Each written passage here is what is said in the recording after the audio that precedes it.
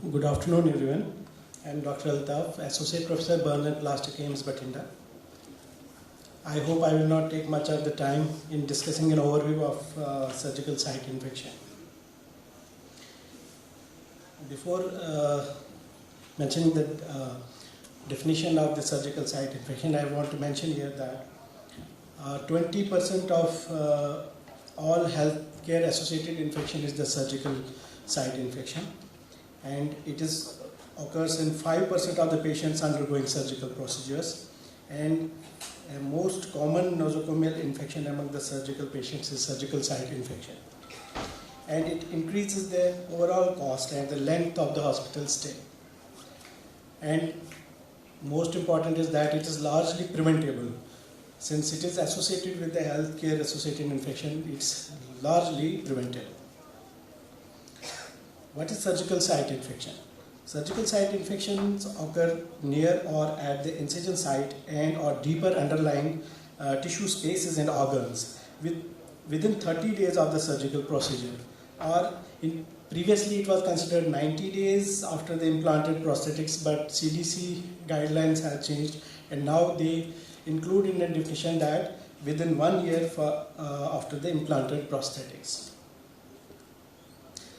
So this is the schematic diagram showing that superficial incisional surgical site infection occurs in the skin and subcutaneous tissue, and deep incisional surgical site infection involves this skin, subcutaneous tissue and muscles and the fascia, and organ and space surgical site infection involves the cavities and the organs. Surgical site infection can be classified into incisional surgical site infection and the organ or space surgical site infection. Further, incisional surgical site infection can be superficial or deep, as described in the previous schematic diagram. And further, both deep incisional and the superficial incisional, they can be primary or the secondary.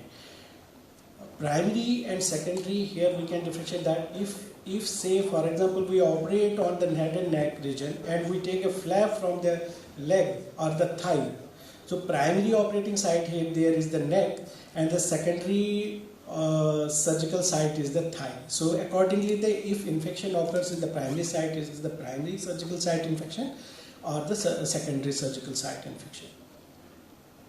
So what are the risk factors for surgical site infection? So a patient's condition may be responsible for surgical site infection, or the staff of the hospital may be responsible, surgeon or the surgical procedures, and the theatre environment and the equipments, they may be responsible for the surgical site infection.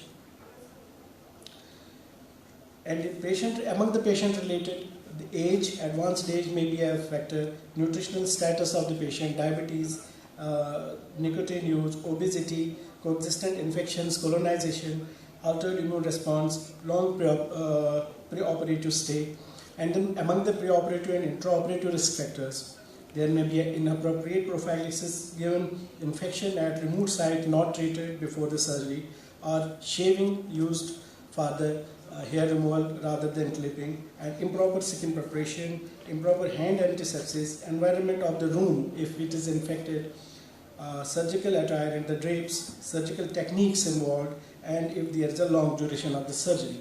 And then post-operative, among the post-operative factors, improper surgical site dressing may be the cause, improper hand antisepsis may be the reason, environment of the room may be the reason, and long preoperative and post-operative stays often lead to the infections.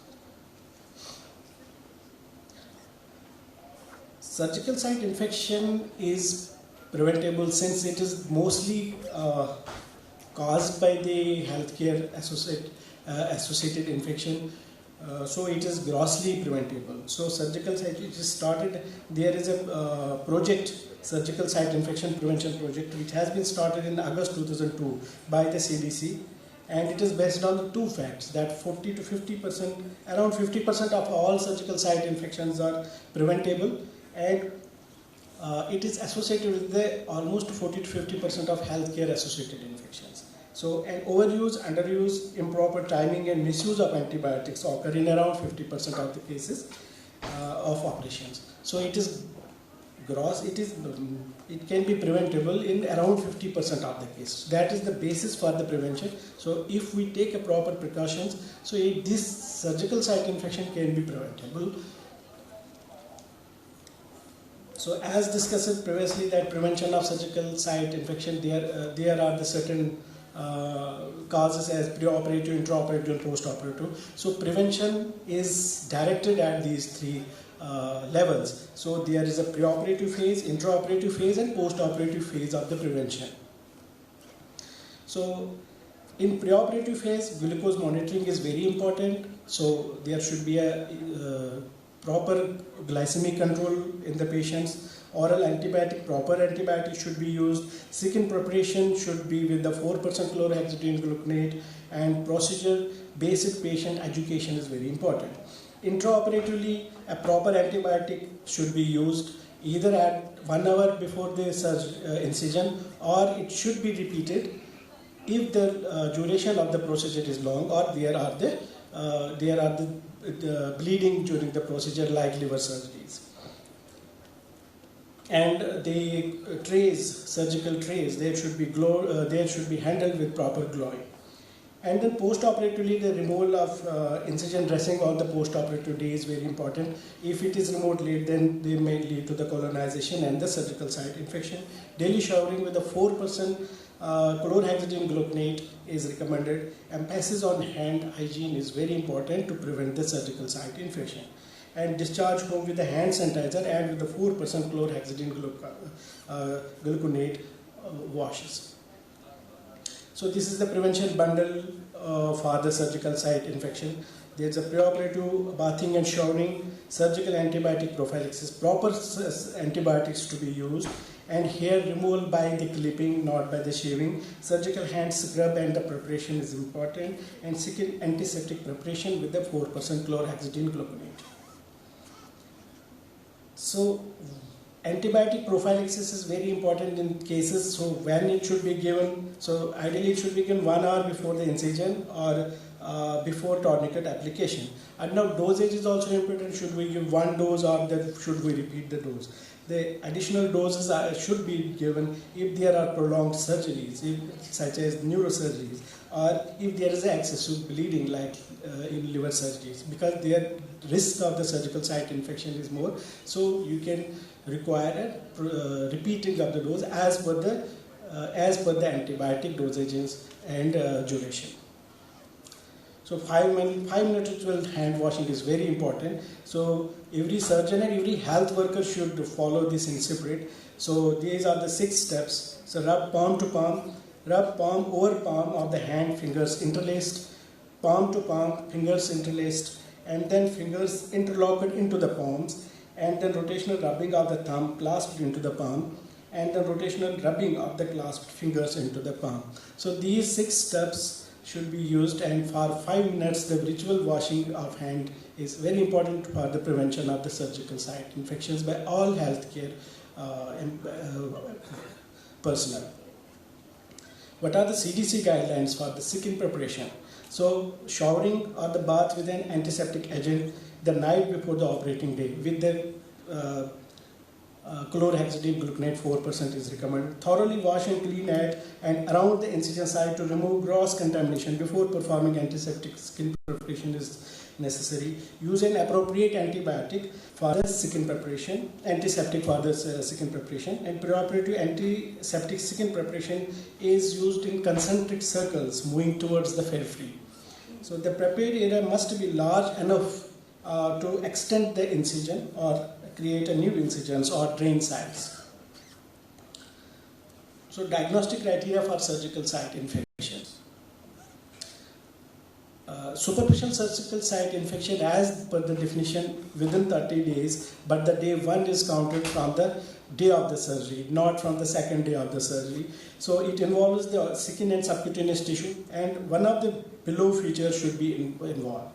The purulent drainage from the superficial incision, organisms identified by culture or non-culture methods, superficial incisions that is deliberately opened by the surgeon, culture or non-culture basic testing is not when it is not performed, and patient has at least one of the signs and symptoms of the inflammation, or diagnosis by the surgeon or physician, or the physician designing, if their diagnosis is already there. So any one of them and definition, then it may diagnose the superficial surgical site infection. And then deep incisional site infection. As before, as per the definition, it is within 30 days and involves only skin, subcutaneous tissue, fascia and muscle. But the patient should have one of the following. So if there is a purulent drainage from the deep incision that spontaneously dilates or deliberately kept open by the surgeon or the physician, on culture or non-culture basis, if shows it is positive, or if it has not been done, then if their diagnosis is by the physician or the surgeon, and patient has at least one signs of symptom of the inflammation, or there is any abscess or other evidence of infection involving the deep incision that is detected on gross anatomical or the histopathological examination.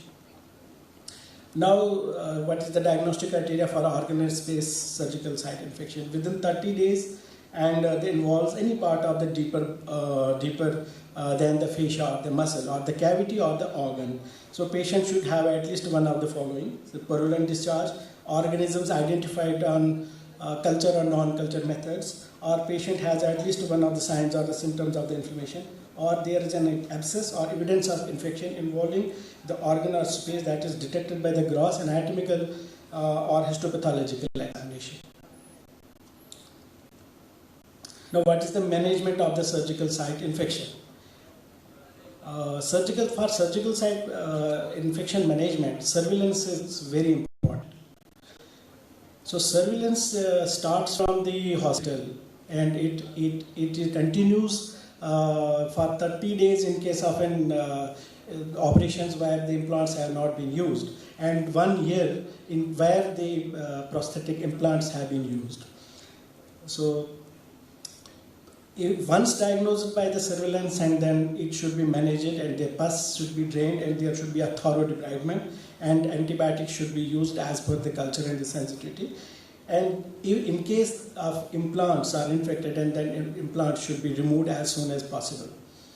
And then proper wound dressing at proper intervals is very important for the management of the surgical site infection. As I said, the surveillance is very important. 30 days in all cases of surgeries, and previously, as per the CDC, it was 90 days, now 1 year in case of the implant or the prosthetics when used. But it starts right from the beginning, right from the ward, and not only the doctors, and every healthcare personnel should be involved for surveillance. From nursing officer to the doctor, everyone should be involved. In the ward, it can be by noting the signs and symptoms, or as per the diagnostic criteria discussed. And once discharged, it can be these can be kept under surveillance by the frequent visits in the OPD or follow-up visits, or by the phone calls. What is the role of the medical profession in the wound care? So prevention is very important in case of an healthcare associated, because it is 40% of the cases are because of the healthcare associated infections. So if we take the proper precautions, hand washing, proper antibiotics are used, proper dosage is used, and hospital environment is kept aseptic, and proper cleaning is done, and proper and the surgical procedures are done properly, hemostasis is maintained, tissues are handled with care. So these surgical site infections are mostly preventable. And the surveillance is very important. As I said, once we have to keep the patient on surveillance right from the first day and even after discharge, and to achieve the diagnosis. Once the diagnosis of surgical site infection is achieved by the surveillance, so it should be reported. There should be registries in every hospital, and this should be reported to the hospital and hospital administration that there is a surgical site infection, and that should be properly managed. After that, there should be a proper management. After the wound management should be done, and then antibiotics should be given as per the sensitivity. And at last and but not the least, research is very important. How can we improve the preventive measures? How can we improve the surveillance methods for diagnosing these cases, and how can we manage these patients at different levels? How can we improve their debridement?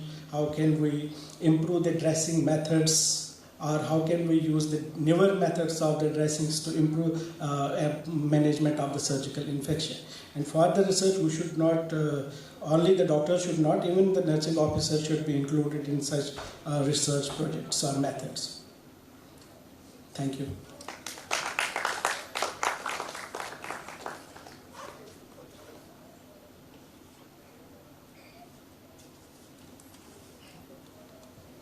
Thank you, sir.